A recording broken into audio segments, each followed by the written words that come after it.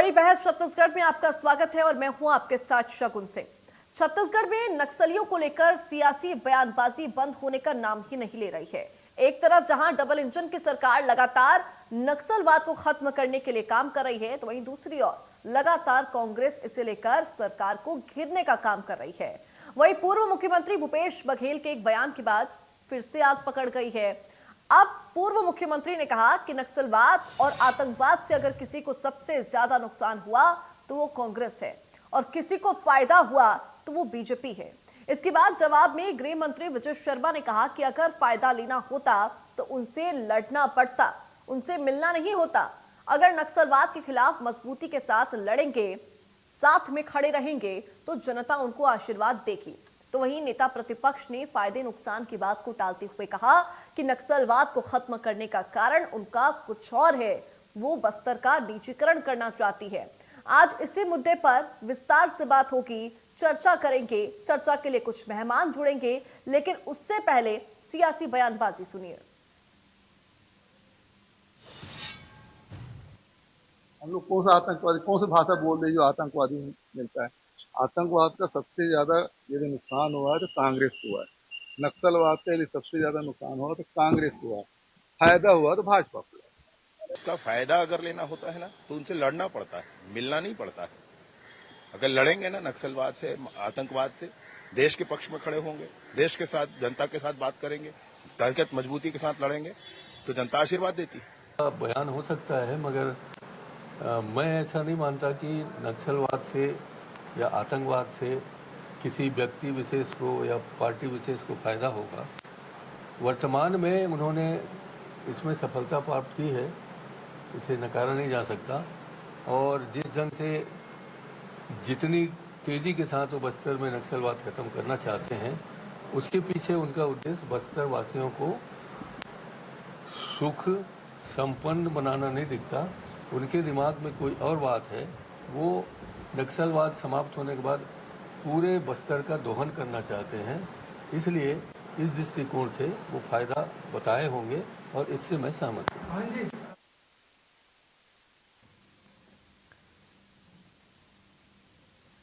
देखिए, साल भर में 8 बड़े नक्सली भी मारे गए। बसवा राजू डीवीसीएम 1.5 करोड़ का इनामी है जो कि मार गिराया गया। ये कामयाबी हम आपको बता रहे हैं कैसे नक्सलवाद के ऊपर लगातार हासिल की गई। जयराम उर्फ चलपति सीसीएम 1 करोड़ का इनामी था जो कि मार गिराया गया। दामोदर एससीएम 50 लाख का इनामी। वहीं नीति उर्फ निर्मला भी मार गिराई गई, 25 लाख के इनामी। रुपेश DKSZC 25 लाख का इनामी जो कि मार गिराया गया। ये 8 बड़े नक्सलियों के नाम हम आपको बता रहे हैं। दसरू DKSZC 25 लाख का इनामी जो कि मार गिराया गया। रणधीर DKSZC 25 लाख का इनामी। जोगन्ना DKSZC 25 लाख का इनामी जो कि मार गिराया गया। ये तमाम बड़े नाम हमने आपको 8 बताए जो कि साल भर में मार गिराए गए। ये वो नक्सली है जो कि लगातार नापाक हरकत कर रहे थे। दामोदर जो कि 50 लाख का इनामी रहा। वही नीति उर्फ निर्मला भी मार गिराई गई। अब देखिए, 2024 से 25 के बीच में बड़े एनकाउंटर हुए। 2 अप्रैल 2024 को एनकाउंटर हुआ। वही 16 अप्रैल 2024 को कांकेर में 29 नक्सली ढेर किए गए। तमाम बड़े आंकड़े हम आपको बता रहे हैं कि कैसे लगातार नक्सलवाद को लेकर एक्शन लिया जा रहा है और कैसे बड़े बड़े नक्सली या तो पकड़े जा रहे हैं या तो उनके ऊपर स्ट्रिक्ट एक्शन लिया जा रहा है। दामोदर जो कि 50 लाख का इनामी रहा, वो भी मार गिराया गया, ढेर हो गया। नीति उर्फ निर्मला जो कि 25 लाख की इनामी रही, वो भी ढेर हो गई। देखिए, लगातार नक्सलवाद को लेकर बदस्तूर एक्शन लिए जा रहे हैं।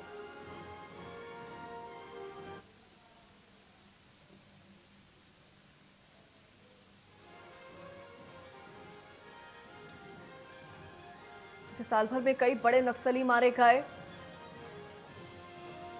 और लगातार ये एक्शंस भी लिए जा रहे हैं नक्सलियों को लेकर। और इसी के साथ ही चर्चा की मैं शुरुआत करूंगी। सबसे पहले मेरे साथ अभिमन्यु मिश्रा कांग्रेस प्रवक्ता जुड़ चुके हैं। चर्चा की शुरुआत में आपके साथ ही करूंगी। बीजेपी प्रवक्ता रितेश मौर्य हमारे साथ थोड़ी देर में जुड़ेंगे। अभिमन्यु जी, सबसे पहले तो बहुत स्वागत है आपका इंडिया न्यूज मध्य प्रदेश छत्तीसगढ़ पर। सर, आप कैसे देख रहे हैं कि लगातार नक्सलवाद के खात्मे को लेकर काम किया जा रहा है, ऑपरेशन जारी है? जी शगुन जी, सबसे पहले तो आपको नमस्कार, आपके व्यूअर्स को मेरा नमस्कार। जी हेलो। देखिए, मेरा मानना ऐसा है शुरुआत से ही नक्सल समस्या को लेकर कि नक्सल समस्या जो है बहुत जटिल समस्या है, तो राजनीति नहीं होनी और ना ही राजनीतिक चश्मे से इन सब चीजों को कभी देखना चाहिए। लेकिन जो स्थिति परिस्थिति अभी बनी है, जो नक्सल मुक्ति की ओर छत्तीसगढ़ बढ़ रहा है, उसमें ये भी नहीं कह सकते कि किसी एक ही ने काम किया, या एक ही इसी समय की विष्णुदेव सरकार ने काम किया, या पहले की भूपेश बघेल जी की सरकार ने काम नहीं किया था, या उससे पहले रमन सिंह जी की सरकार ने काम नहीं किया था। ये सब कहना उचित नहीं होगा। और जहां तक कि अभी मैं जो बयान सुन रहा था भूपेश बघेल जी का बयान, जो उन्होंने नुकसान की बात बताई जो कांग्रेस पार्टी ने झेला है आतंकवाद और नक्सलवाद के चलते, तो ये तो बिल्कुल सत्य बात है। शुरुआत से ही आप देखेंगे, चाहे महात्मा गांधी की जब हत्या हुई तो वो भी आजाद भारत की एक तरह का आतंकवाद ही था। उसके बाद आप देखेंगे कि जिस प्रकार से इंदिरा गांधी जी की हत्या हुई, उसके बाद राजीव गांधी जी की हत्या हुई, उसके बाद हमारा शीर्ष नेतृत्व तो हमने नक्सलवाद के हाथों छत्तीसगढ़ में खोया। तो सबसे ज्यादा नुकसान किसी पार्टी ने अगर सहा है, और इन सब चीजों का तो कांग्रेस पार्टी है, बिल्कुल ये सत्य बात है। और जहां तक फायदे नुकसान की बात होती है, श्रेय लेना मेरे हिसाब से जो चाहती है पार्टी, इसका सारा श्रेय हमको मिल जाए। जैसे 1 साल में 1.5 साल में ही पूरा नक्सली खत्म हो गया, इस प्रकार की बात करते हैं अभी के मुख्यमंत्री, जबकि इनके ही पूर्व में रहे हुए गृह मंत्री हैं नंदकीराम कंवर जी, वो अलग किस्म की बात करते हैं। वो ऐसा कहते थे कि हम तो हमारे समय में खत्म करने वाले, 2014 के पहले ही खत्म करने वाले थे। तो ऐसा नहीं है। देखिए, बहुत जटिल समस्या, सबसे शुरुआत जहां हुई उसको देखना जरूरी है। 3 ब्लॉकों में छत्तीसगढ़ में नक्सलवाद पाया गया था जब छत्तीसगढ़ राज्य बना था। उसके बाद चरम पे रहा, मेरे ख्याल से 2010-11 में चरम पे रहा। तो नक्सलवाद छत्तीसगढ़ में जब 15 जिले 16 जिले जो है नक्सलवाद से ग्रसित हो गए थे। आज 7 जिले में से 3 जिले अभी हाल में और हटा लें तो मेरे ख्याल से 4 जिलों में बचा है। हमारी सरकार आई थी, आज अबूझमाड़ में जो फोर्सेज ने जाके 70-72 घंटों का ऑपरेशन को अंजाम दिया है, ये बहुत बड़ी चीज है। और उस समय भी जब हम घुसने की कोशिश पहली बार अबूझमाड़ में कर रहे थे, हमको जानकारी भी आज तक सरकारें वहां तक जा नहीं पाई थी, सरकारों के पास वहां का जियोलॉजिकल सर्वे नहीं था। तो आज जो वहां घुस के ऑपरेशन चल रहा है, बहुत बड़ी सफलता है। सुरक्षा बलों के साथ हम हमेशा खड़े हैं। हमारे समय में भी काम हुए थे, 650 गाँव लगभग नक्सल मुक्त कराए गए थे हमारे समय में। 52% की कमी आई थी नक्सल वारदातों में। 350 स्कूल जो बंद कर दिए गए थे, उन स्कूल को वापस खुलाने का काम हमने किया।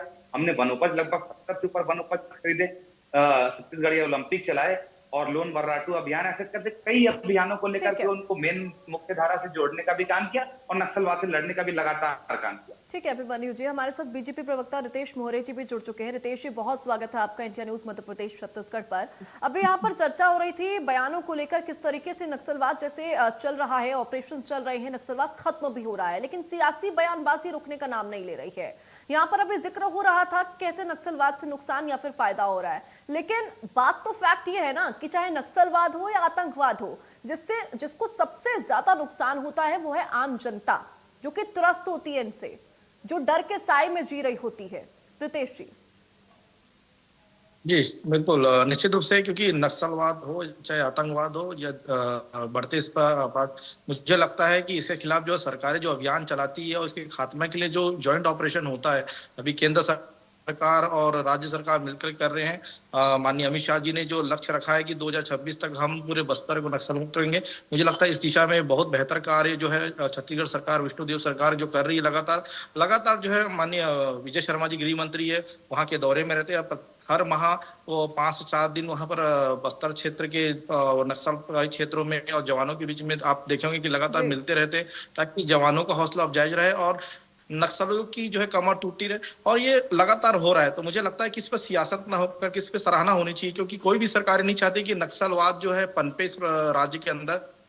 चाहे कोई भी सरकार हो, चाहे डॉक्टर रमन सिंह जैसे अभिमन्यु जी कह रहे थे कि भूपेश बघेल जी ने भी प्रयास किया, मैं इसमें बिल्कुल वो नहीं कह सकता कि भूपेश बघेल जी ने प्रयास नहीं किया, किए होंगे, उन्होंने बिल्कुल प्रयास किए होंगे। और मुझे लगता है कि अभी जो सरकार है, माननीय विष्णुदेव सरकार लगातार इस पे प्रहार कर रही है और नक्सली लगातार इस पे बिखर भी रहे हैं। अभी आपने देखा कि जो घटना आई कि नक्सलियों ने किस प्रकार से पटाखों का जो बारूद उसको किया, तो मुझे लगता है कि सारी जो पहले इंफॉर्मेशन जो नहीं मिल पाती थी, आज लगातार जो है आईबी एलआईबी की जो रिपोर्ट्स के हिसाब से और आपके मीडिया माध्यम से भी सारी जानकारी जनता की पहुंचती है और बहुत सारी इंफ्रास्ट्रक्चर जो है बस्तर क्षेत्र में खड़े हो रहे हैं। अब मुझे लगता है कि आने वाले में निश्चित रूप से बस्तर का विकास होगा और नक्सल पूरे मुक्त क्षेत्र होगा और 2026 की जो परिकल्पना माननीय अमित शाह जी ने की है और बिल्कुल हम सकारात्मकता की ओर बढ़ रहे हैं। ठीक है, ठीक है। अभिमन्यु जी, ननकी राम का एक बयान तो आपको याद होगा 4 दिन पहले का, उन्होंने उस वक्त की केंद्र सरकार को निशाने पर लिया था। उन्होंने कहा था कि जब हम नक्सलवाद को खत्म करने की कोशिश कर रहे थे, उसके खिलाफ लगातार ऑपरेशन चला रहे थे, तब हमने उस वक्त की कांग्रेस सरकार से सहायता मांगी थी जो कि केंद्र के अंदर थी। तब उन्होंने हमें सपोर्ट नहीं किया था। और अब का बयान अगर मैं पूर्व मुख्यमंत्री का लूं तो आप इन बयानों को कैसे देख रहे हैं सर? देखिए, ननकीराम जी के बयानों को देखने के दो तरीके हैं। देखिए, पहला तो ऐसा लग रहा है कि वो हालिया सरकार से बिल्कुल खुश नहीं है, छत्तीसगढ़ की जो भारतीय जनता पार्टी की सरकार है। सर, बात नक्सलियों को लेकर फिलहाल की जाए। जी जी, मैं वही बता रहा हूँ, उसी फाइट का हिस्सा था वो जो मैं जिस बारे में बात कर रहा हूँ। उन्होंने नक्सलियों की बात की कि केंद्र सरकार ने जो है हमारी बराबर हेल्प नहीं की। तो अगर आप देखेंगे तो फर्क वो भी वैसे ही फर्क आज भी आपको दिखेगा। 2018 से लेकर के अगर आप 23 की बात करें या 23 से लेकर के आज तक की बात करें तो केंद्र की भारतीय जनता पार्टी की सरकार के जो मदद जो की है छत्तीसगढ़ सरकार की, उसमें फर्क है। हम कितने लेटर लिखा करते थे, हमारे समय में योजना आई थी कि कैंप खोले जाने की योजना थी। अभी आप देखेंगे अप्रैल तक के 1 अप्रैल से इस भारतीय जनता पार्टी की सरकार की नक्सल नीति लागू हुई है। उसके पहले जो थी हमारी नीति के हिसाब से 1 साल चला। कैंप खोलने की जहां तक बात थी, हम कितने लेटर लिखा करते थे, कुछ कैंप खोले भी गए, लेकिन अब जो कैंप खुलने की स्पीड है, जो केंद्र से फंड आ रहा है और फोर्सेज आ रही हैं, अब देखिए 64, मैं देख रहा था अभी आंकड़े की 64 कैंप खोल दिए गए हाल ही में। 30 कैंप और खुलने वाले हैं। बुराई कोई नहीं है, बहुत अच्छी बात है। बल्कि आप देखेंगे वो कैंप की योजना इतनी अच्छी थी कि जो वहां लोग पुलिस थानों का विरोध करते थे, कैंपों का विरोध करते थे, आज आवेदन आ रहे हैं कि हमारे यहाँ कैंप खोला जाए। और कहीं अगर मान लीजिए कैंप का विस्थापन हो रहा है तो उस कैंप का विस्थापन न करने के लिए विरोध हो रहा है। तो आप देखेंगे कि वहां के लोगों की सोच में भी कितना फर्क आया। और सोच में फर्क एकदम रातों रात या 1 साल में नहीं आता। वहां के लोगों की सोच ये थी कि डेवलपमेंट, अगर नक्सली हटेंगे तो यहाँ डेवलपमेंट होगा, और डेवलपमेंट होगा तो हमसे हमारी जमीनें छीन ली जाएंगी। जैसे आपको एक सबसे क्लासिक एग्जांपल बताता हूँ, जो हांडीगुड़ा में जब भारतीय जनता पार्टी की सरकार आई थी, उन्होंने टाटा को वहां उद्योग लगाने के लिए जमीन देने की बात करी और जमीन अधिग्रहित की। लोहांडीगुड़ा सेक्टर में नक्सलवाद नहीं था, लेकिन जब वहां से अतिक्रमण जमीन का किया गया आदिवासियों से, तब वहां पर नक्सली आए और वहां के आदिवासियों को भड़काना शुरू कर दिया उन्होंने। लगातार उनके द्वारा भड़काया गया और आप देखेंगे 10 साल तक आंदोलन चला, ना वहां कोई उद्योग चालू हो पाया। आखिरकार विरोध के चलते वहां के लोगों को जमीन वापस चाहिए थी, इसलिए हमने जो है उनको उनके वनाधिकार पट्टे 5 से 5,500 वनाधिकार पट्टे वापस बांटने का काम किया। इससे सबसे पहले यही समझ में आता है कि वहां के लोगों को भरोसे में लिया जाए। हमने यही समझा, हमने अपनी सरकार की शुरुआत से वहां के लोगों को भरोसे में लेना शुरू किया। वहां तक के सरकारी किट पहुंचे, वहां तक के शिक्षा पहुंचे, वहां जो 350 स्कूल बंद हो गए थे उनको चालू कराने का काम किया। उनको मुख्य धारा से जोड़ने का जो काम होता है, जैसे कि छत्तीसगढ़ ओलंपिक के माध्यम से, चाहे उनके जो वनोपज खरीदने के माध्यम से, एक उनमें जब विश्वास जागा कि नहीं, सरकार आपको हटाना नहीं चाहती, आपकी जमीनें छीनना नहीं चाहती, तो ये एक विश्वास बहुत बड़ी बात है। आज आप देखें, जब अबूझमाड़ से हमारी जो टुकड़ियां वापस लौट रही थी तो उन्हें लोकल लोगों ने फूल बरसाए, उनको टीका लगा, उनका स्वागत किया। तो आज बस्तर पूरा तैयार खड़ा है नक्सलवाद की को जड़ से उखाड़ने के लिए। तो ये रातों रात नहीं हुआ है। तो ऐसा है कि इसमें, जैसे मैंने कहा, इसमें राजनीति ना करते हुए सारी सरकारों ने काम किया है। चाहे रमन सिंह जी की सरकार में आप देखें 2010 में जब वो गए थे, सलवा जुड़ूम का उन्होंने जो आरंभ किया था, उसमें हमारे तत्कालीन नेता प्रतिपक्ष उनकी गाड़ी में बैठ करके, मुख्यमंत्री जी की गाड़ी में बैठ करके उस कार्यक्रम की शुरुआत में गए थे। और इतिहास गवाह है कि महेंद्र कर्मा जी ने किस प्रकार से जो सलवा जुड़ूम का क्रियान्वयन किया, कि अपनी जान तक गवाई उन्होंने। और आपके माध्यम से आज मैं उनको नमन करता हूँ। 25 तारीख को उनकी पुण्यतिथि गई और उस समय जो विभत्स स्थिति थी छत्तीसगढ़ की और नक्सलवाद की जो चरम पे चलता था नक्सलवाद, उन्होंने जो हैवानियत मचाई, उसके बाद उन्होंने वहां पर नाच गाना किया लाशों के ऊपर, और आज जो उनका ये हश्र हो रहा है, जो उनको घुस घुस कर मारा जा रहा है, ये कहीं ना कहीं उनके पुराने कर्मों का दंड उनको आज मिल रहा है, जो हमारी फोर्सेस उनको दे रही हैं। और बहुत जल्द से जल्द वो है वो छत्तीसगढ़ से भी और पूरे देश से भी सफाई इनका होने जा रहा है। ठीक है, ठीक है। रितेश जी, जिस तरीके से बस्तर नक्सल मुक्त हुआ, वहां पर नक्सलवाद खत्म हुआ, बाकी जगह भी नक्सलवादियों को मिटाया जा रहा है, उनके ऊपर एक्शन लिया जा रहा है, ऑपरेशन चलाए जा रहे हैं, लेकिन नेता प्रतिपक्ष का सवाल यह है कि बीजेपी अगर नक्सलवाद से फ्री कर रही है, नक्सल मुक्त कर रही है, तो उनका फायदा कुछ और है, उनकी मंशा कुछ और है। निजीकरण की मंशा है क्या बीजेपी की? सवाल ये है उनका। देखिए, ये तो चरणदास महंत नेता प्रतिपक्ष है, बहुत वरिष्ठ नेता है, सांसद रहे हैं और विधानसभा के स्पीकर रहे हैं। तो मुझे लगता है कि ये ज्यादा बेहतर, ये अंदर की बात वो बता पाएंगे सरकार की मंशा क्या है, क्योंकि सरकार के साथ में उनकी उठना बैठना भी है। तो मुझे लगता है कि इस अभियान को, सारे नक्सल मुक्त को जो अभियान जो चल रहा है केंद्र सरकार और राज्य सरकार का, इसको अंदरूनी साजिश या इस प्रकार से नहीं देखना चाहिए, क्योंकि वहां पर स्थानीय आदिवासी हो, यहाँ स्थानीय निवासी हो, उनके जो दर्द को महसूस करने की आवश्यकता है। जो अभिमन्यु जी ने कहा, जो कांग्रेस परिवार के लोगों ने खोया है, या भारतीय जनता पार्टी के जो कार्यकर्ता, चाहे जिला उपाध्यक्ष हो, जो हमने 2022-23 में हम लोग हमारे जो 20 कार्यकर्ता जो जवान गंवाए हैं, तो मुझे लगता है इन दर्द को देख करके हमें एक साथ आना चाहिए कि हमें इस प्रकार की जो ज्वाइंट ऑपरेशन हो रही है और नक्सल मुक्त का जो अभियान है, हमें उसको साथ देने की आवश्यकता है, ना कि प्रश्न खड़ा करने की आवश्यकता है। और जो बात आ रही है विकास की बात, तो ये बात तो जब नक्सल मुक्त हो जाएगा, सीधी सी बात है कि बस्तर पूरे विश्व की पटल की ओर देखेंगे तो वहां सबसे ज्यादा खनिज पदार्थ है, तो उससे फायदा होगा, लोगों को नौकरियां मिलेगी अगर वहां पर इंफ्रास्ट्रक्चर आता है, डेवलपमेंट होता है। क्योंकि आपको मालूम है कि जगदलपुर में जब शाहजी पालम जी करके एक नगरनाथ जो आया, स्थानीय लोगों को रोजगार मिला, काम मिला है, और बहुत सारे वहाँ स्थानीय जो व्यापारी, चाहे छत्तीसगढ़ के व्यापारी वहां पर व्यापार कर रहे हैं, काम धंधा कर रहे हैं, मजदूरी मिल रही है। तो मुझे लगता है कि इससे क्षेत्र का ही विकास होता है, ना कि उस नक्सलवाद को किसी के फायदा या नुकसान की ओर नहीं देखना चाहिए। तो माननीय चरणदास महंत जी को समझना चाहिए कि जो लोगों ने प्राण गंवा है, नक्सलवाद के दम को झेला है, उसको तो समझना चाहिए। वो कुछ नहीं तो भारतीय जनता पार्टी को छोड़िए, वो अपनी पार्टी के जो परिवार है उनको देख लीजिए कि किस प्रकार से उन्होंने दर्द को झेला है या फिर उसमें जान गंवाई है। मुझे लगता है कि नक्सलवाद सबसे बड़ा आसुरी है, जिसको खत्म करने के लिए सभी को मिलकर काम करना चाहिए। आपको याद होगा कि बीच में माननीय विजय शर्मा जी गृह मंत्री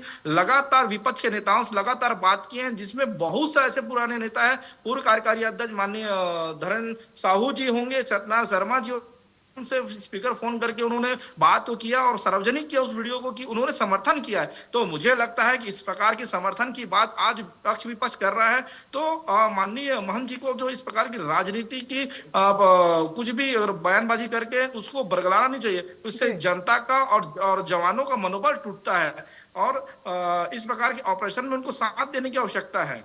ठीक है, ठीक है। रितेश जी, अभिमन्यु जी, मेरा आपसे दो छोटे सवाल है, उसके बाद में फाइनल कमेंट के लिए रितेश जी की ओर जाऊंगी। सबसे पहले, क्रेडिट लेने की होड़ तो सर दोनों तरफ से नजर आती है।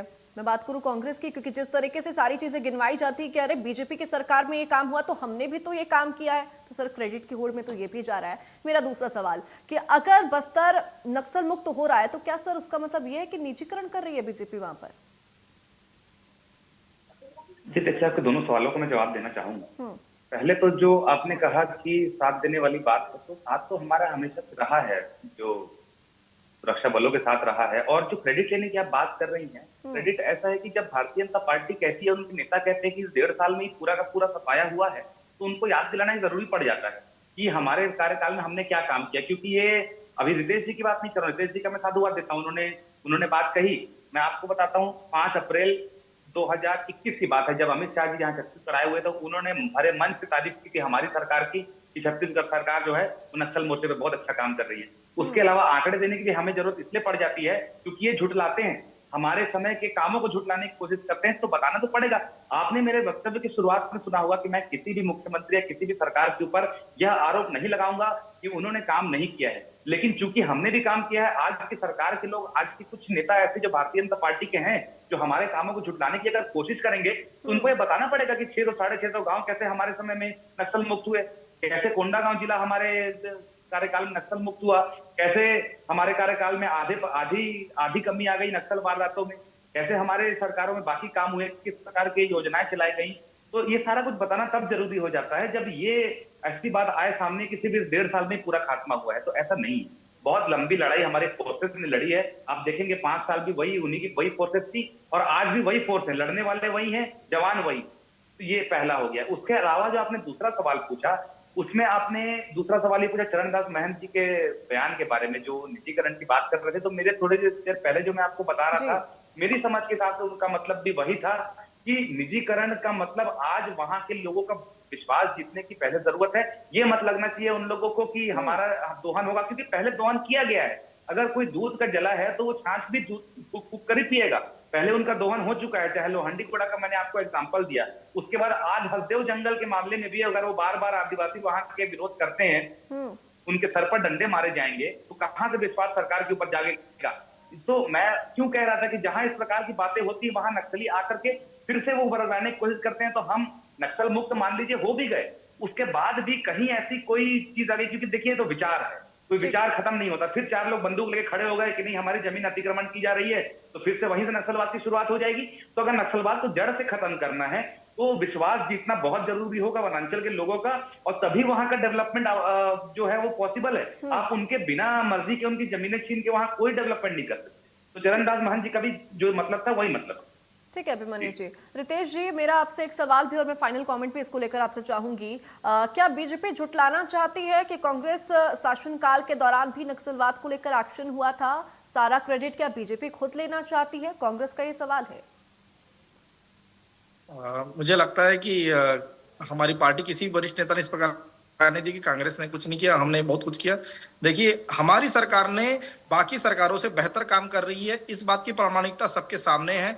लगातार नक्सली मारे जा रहे हैं, नक्सलियों की कमर टूट रही, इस बात की प्रामाणिकता है। हम अपने काम को बेहतर बता रहे हैं, इसमें कोई शंका की बात नहीं है। हमारे देश के गृह मंत्री हो चाहे राज्य के गृह मंत्री हो, लगातार नक्सली क्षेत्रों का दौरा कर रहे हैं। हमारे राज्य के मुख्यमंत्री लगातार नक्सली क्षेत्र का दौरा कर रहे हैं, जवानों का हौसला अफजाई कर रहे हैं। तो मुझे लगता है कि आज के परिप्रेक्ष्य में अगर आज नक्सलियों की कमर टूट रही है और अभिमन्यु जी ने जैसा कहा कि वही जवान है, वही फोर्सेस है जिनको आज ये सरकार हैंडल कर रही है, तो मुझे लगता है कि नेतृत्वकर्ता का जो है उसको श्रेय मिलने की आवश्यकता है, क्योंकि नेतृत्व का ही बहुत बड़ा प्रभाव मिलता है। क्योंकि सेना जो किसी भी कमांड पे काम करती है और कमांड जब मिलता है तो मुझे लगता है कि सेना के जवानों को भी हौसला अफजाई होता है।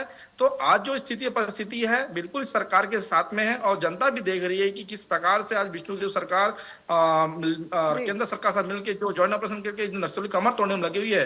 तो मुझे लगता है कि सारा श्रेय तो आज की परिस्थिति में तो विष्णुदेव सरकार को मिलना चाहिए। ठीक है अभिमन्यु जी, फाइनल कॉमेंट आपका इसको लेकर। देखिए बात घूम के वहीं आ जा रही है। पहले ननकीराम कंवर जी ने कहा कि केंद्र सरकार में हमारी सरकार नहीं थी इसलिए हम नहीं खत्म कर पाए। हमारे समय में नहीं बताया किस प्रकार के हम कैंप खोलने के लिए बार बार लेटर लिखा करते थे। अब चूंकि इस समय पहली बार ऐसा हुआ है कि डबल इंजन की सरकार हो गई है, तो अब ऊपर से भी कोई समस्या नहीं है, तो हमने तो सीधे से कहा कि इनको ज्यादा मदद दे रही है केंद्र सरकार। खैर हमें उससे, हम आम खाने वाले लोग हैं, हम गुठली गिनने वाले लोग नहीं है। नक्सलवाद खत्म हो रहा है उससे हमें मतलब है। इसलिए मैंने कहा आरोप प्रत्यारोप छोड़ करके, ननकीराम जी कह रहे थे कि 2014 पहले खत्म कर लेते अगर हमें सहयोग मिलता। कांग्रेस भी यही दावा करती है कि हमें अगर भरपूर सहयोग मिलता हम 2023 तक खत्म कर देते, और बल्कि 2024 का टारगेट था। मैं आपको ये भी जानकारी देना चाहूंगा, मार्च 2024 का टारगेट था जो कि बढ़ के 2026 हुआ है। तो ऐसी बात नहीं है, हमारी कार्यशैली थी, हमारी कार्य योजना थी। मैंने आपको फिर से बताया जो अप्रैल तक भी चल रही थी, 1 अप्रैल से इनकी नीति लागू हुई है, उसके पहले हमारी नीति चल रही थी। तो हमारी कार्य योजना परफेक्ट थी और कुछ कहीं ना कहीं उस कार्य योजना का नतीजा है जो आज विष्णुदेव सरकार की सरकार इस स्तर पे पहुंची। ठीक है रितेश जी और अभिमन्यु जी, आप दोनों का बहुत शुक्रिया बेहद सरलता के साथ इस पूरी चर्चा को आगे बढ़ाने के लिए। आप दोनों का बहुत बहुत शुक्रिया। देखिए बड़ी बहस में नक्सलवाद को लेकर चर्चा की किस तरीके से बीजेपी और कांग्रेस बयानबाजी लगातार इसको लेकर कर रही है, नेता विपक्ष का भी इसको लेकर सवाल सामने आया। बहरहाल बड़ी बहस छत्तीसगढ़ में। मेरे साथ बस इतना ही। नमस्कार।